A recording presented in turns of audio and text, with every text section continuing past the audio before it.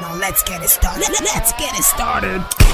Play ball! It was a disappointing game for Nigerian Super Eagles. That game at you ended 1-1. Osimhen scored in the 75th minute of that game to give Nigeria the hope to get all 3 points. But the Zimbabweans equalized at the 90th minute of that game. That game ended 1-1. Okay, I'm here with John. John, look at this game. Let's first, this game generally. What do you make of this game? I am highly disappointed with the Super Eagles, with the team we saw fielded out there today. I'm highly disappointed with the manager or the coach, whatever you call him. Highly disappointed with those guys who started that game and the bench. Then secondly, I have a lot of bone to pick. But before we get into that thing, I said this thing before this game started. Start the game at the blow of the whistle, not after you receive the first punch on the day. Start the game early. We are Calculator FC now in this country. Exactly. We are Calculator FC and we don't have any other option because we have to focus on our game. But outside focusing on our game, we have 2 other games elsewhere that are determining our fate in the group right now as it is. How do you start with this team, the players you put up? You gave us a diamond formation, or I don't know what to even call it again, because that's the problem. I want to ask, what kind of formation is that? Yes, you put the as the sole 4 sitting in that box, right?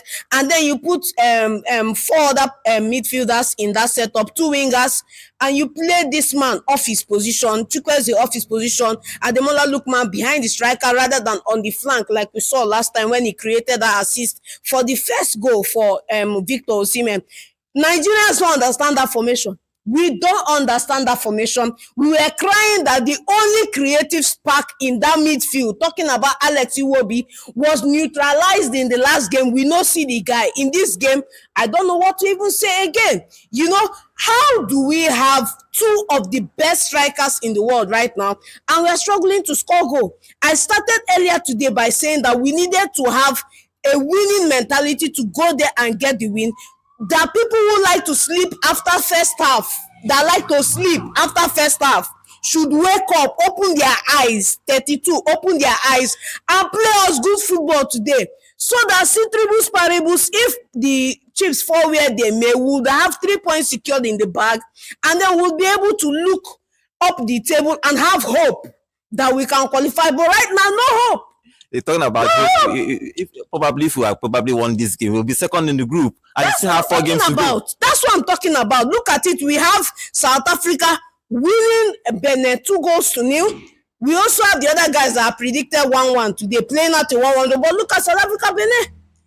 And this is going against us. At least if we had won today, we would at least cut that point, tied with South Africa, we would have closed points on Benin, and we'll be happier than we are right now.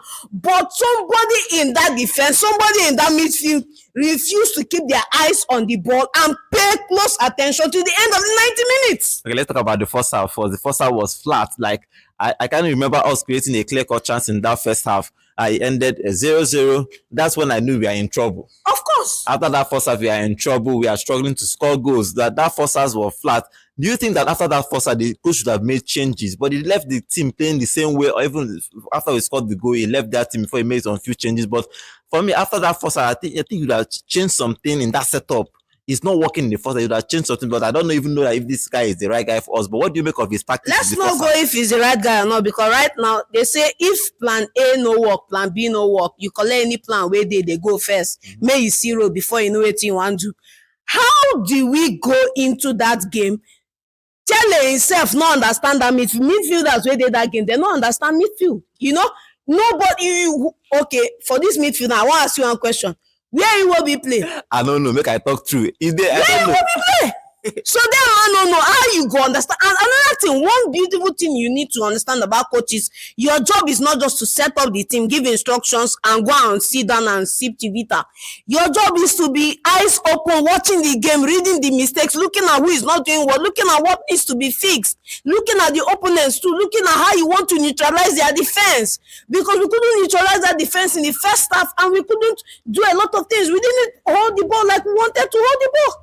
You understand me? So if you cannot see a game going poorly and fix it early, not the one we talk about Wenger, that Wenger will wait for 75 minutes before he make one. Don't bring us in this one. What are we doing? This is 2020. 2025. You can't be following old playbooks and expect different outcomes. I expected the changes to come faster. I expected the main man to come in the second half to back up Osimhen. At least Osimhen last remove the name from list. Nobody go call Osimhen. But these guys should have done the job and close out the game a 1-0 win. But it wasn't so. It was a poor goal. When we consider that first goal, that equalizer, it was a poor goal. But let's talk about Osimhen. Osimhen has scored back-to-back games. He has scored for Nigeria. Obviously, he is the main man for Nigeria. But as you said now, he removed his name from that whole mess. Of course. But we just needed to get all 3 points. But I don't understand. But that first goal, good goal for Nigeria first. Yes. Though we are not in the mood to celebrate the goal, but good goal for Nigeria, good goal for Osimhen. I said it last time when we played that game and he scored 2. I said that Osimhen has cemented himself as the prime striker, prime number 9, only number 9 where we know for this country. Because the rest are not waiting we carry them do. You understand me? Last game, we were talking about Teller on the bench being available. We were talking about Boniface. We were talking about a couple of other players.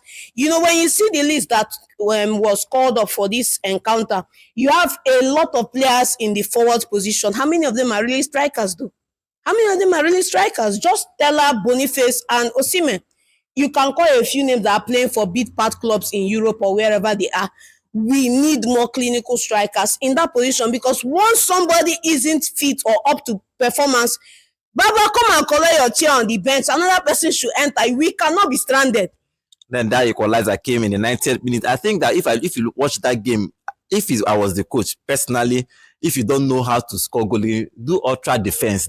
Let everybody go back, just kick the ball until just 2 minutes to go, and you concede. The way they consider that goal was just a mess. It was just a mess for what we consider that goal. Pack private jets, pack bus, pack helicopter, pack train, pack anything where you want pack and defend that 1-0 till 90 minutes. That's all that the team needed to do.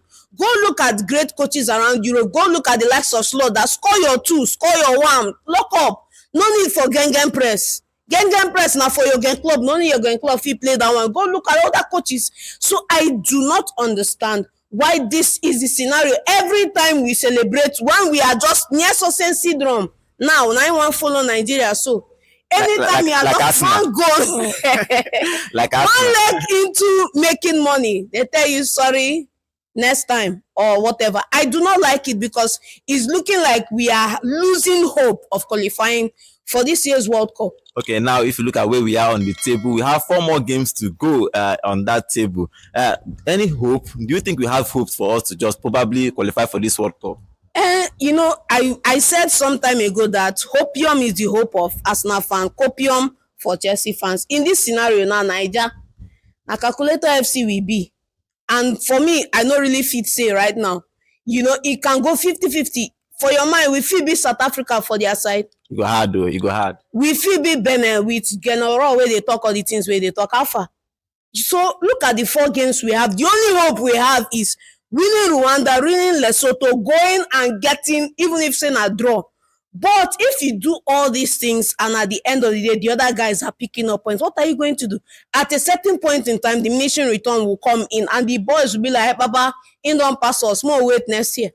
No, listen, it's next 5 years. If you don't qualify for the World Cup, it's going to be next 5 years. And if you look at most of these players are in their prime. Look at Osimhen is 26, 27 years. Everybody's in their middle 20s. Then if you're talking about if you don't qualify for this World Cup, you are talking about them being in their 30s. It doesn't make sense. This is why it's inexcusable the quality of football we are watching. This is why it's inexcusable when you are 2 goals up against these other guys, you couldn't get more goals. This is why it's inexcusable against Zimbabwe today that we should close 2 eyes and give them 2-0 or 3-0. We are struggling to draw or we are being held out for a draw. It's inexcusable.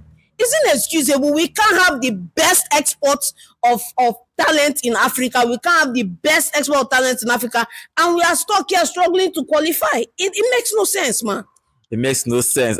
This game ended 1-1. Nigeria is, I will not say that they have a small hope, just a small hope for us to qualify for the World Cup. And next year, you know, the World Cup is expanded. They have 19s going from Africa. So we need to do something. I don't know if this new coach, okay, let me even ask you finally, what is the difference between him and the former coaches we sacked? Bro, let me be honest, no cap. I no see nothing. Me, I don't see anything. Make I talk through. Nothing. I was saying it for 2-3 months ago. Get us Renard. Go and get us Renard. Give us Renard. You will know that you have a winner, a tested and trusted winner in the bag. You have somebody that can come and level up our footballing experience. But no, they say, Terek, I want to go to Dubai. But my pocket say, I go Panya.